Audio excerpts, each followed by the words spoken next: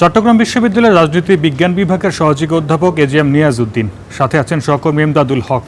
আমরা নির্বাচন বিষয়ে তাদের কাছ থেকে জানবো, সরাসরি যাচ্ছি সেখানে।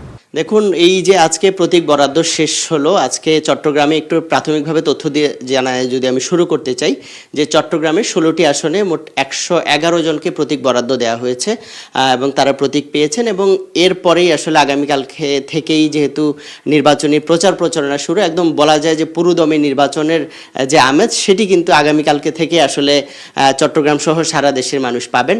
তো এই যে বিষয়, এই পর্যায়ে এসে আমরা একটু একজন রাজনৈতিক বিশ্লেষক আছেন আমার সাথে, অতিথি হিসেবে আছেন চট্টগ্রাম বিশ্ববিদ্যালয়ের রাজনীতি বিজ্ঞান বিভাগের সহযোগী অধ্যাপক এজিএম নিয়াজউদ্দিন।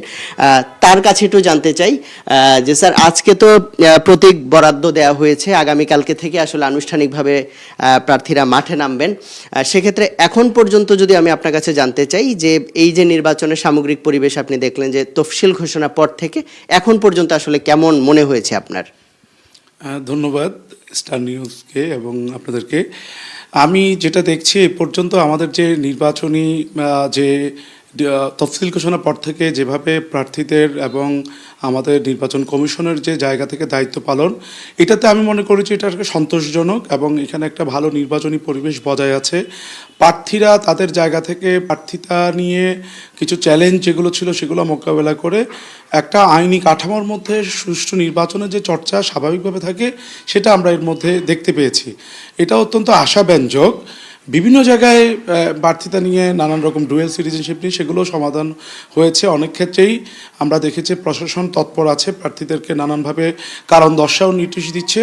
নির্বাচন কমিশন এখানে মূল স্টেক হোল্ডার এবং সেখানে প্রার্থীরা যেভাবে তাদের আচরণ বিধি মেনে তারা চলবেন এটা আমরা আশা করি। এবং সেই জায়গা থেকে আগামীকাল যেহেতু প্রচারণা শুরু হচ্ছে এবং প্রচারণার সময় কিন্তু খুব বেশি তা না, তো সেই হিসাবে যত দিন যাবে এখানে প্রচারণা যত ঘনিয়ে আসবে, নির্বাচন ঘনিয়ে আসবে, তত বেশি আমি দেখব যে নির্বাচনী আমেজ এবং প্রার্থীদের পদচারণা বেড়ে যাবে।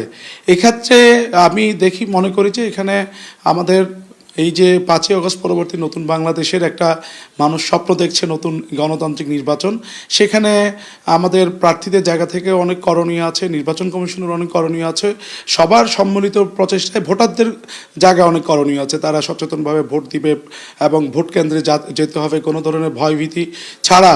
যে আয়োজন এবারে হচ্ছে এটা আমি মনে করি বাংলাদেশের ইতিহাসে অত্যন্ত উল্লেখযোগ্য একটা নির্বাচন। সেখানে ভয়ভীতিহীনভাবে ভোটাররা ভোট দিতে যাবে। সুতরাং এখানে প্রত্যেকটা স্টেক হোল্ডারের একটা ভূমিকাটা অত্যন্ত গুরুত্বপূর্ণ বলে আমি মনে করি। আরেকটু বিষয় যার আপনি একটু করে বলেছিলেন যে আসলে এখানে এই যে দীর্ঘ প্রতীক্ষার পর একটি নির্বাচন হচ্ছে, সেক্ষেত্রে যখন আমরা দেখি যে প্রার্থীরা প্রচারণা নামছেন, এক প্রার্থী আরেক প্রার্থীর বিরুদ্ধে নানা অভিযোগ করছেন, আচরণবিধি লঙ্ঘনের ঘটনা ঘটছে, সেক্ষেত্রে আসলে নির্বাচন কমিশনের ভূমিকাটা কি হওয়া উচিত? অবশ্যই নির্বাচনের এই যে এটা তো রেফারির ভূমিকায় নির্বাচন কমিশন, তাদেরকে অবশ্যই ইম্পার্শিয়ালি প্রত্যেকটা ঘটনাকে বিশ্লেষণ করে তারা এটাকে মূল্যায়ন করে নির্বাচনের আইন আচরণ বিধি প্রয়োগ করবেন।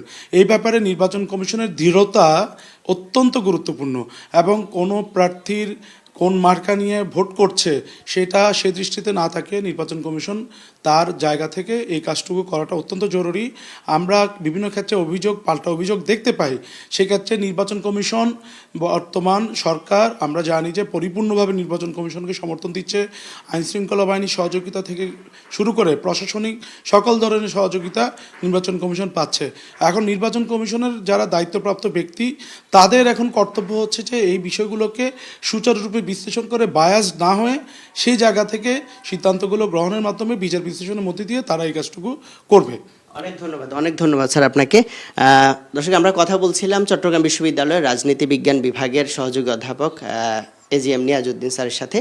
তিনি যেটি বলছিলেন যে সবারই একটি প্রত্যাশা সুষ্ঠু সুন্দরভাবে এই যে ভোট গ্রহণ সেই পর্যন্ত চলবে এবং একই সাথে নির্বাচন কমিশন রেফারির মতো যে ভূমিকা করবে, একদম নিরপেক্ষভাবে সবার জন্য সমান সুযোগ সুবিধা নিয়ে নির্বাচনের যে আয়োজন সেটি সম্পন্ন করবে, এই প্রত্যাশার কথা কিন্তু তিনিও বলছেন এবং ভোটাররাও কিন্তু বলছেন। তো এই ছিল চট্টগ্রাম থেকে আমার কাছে সবশেষ খবর। আরিফ। ধন্যবাদ এমদাদ।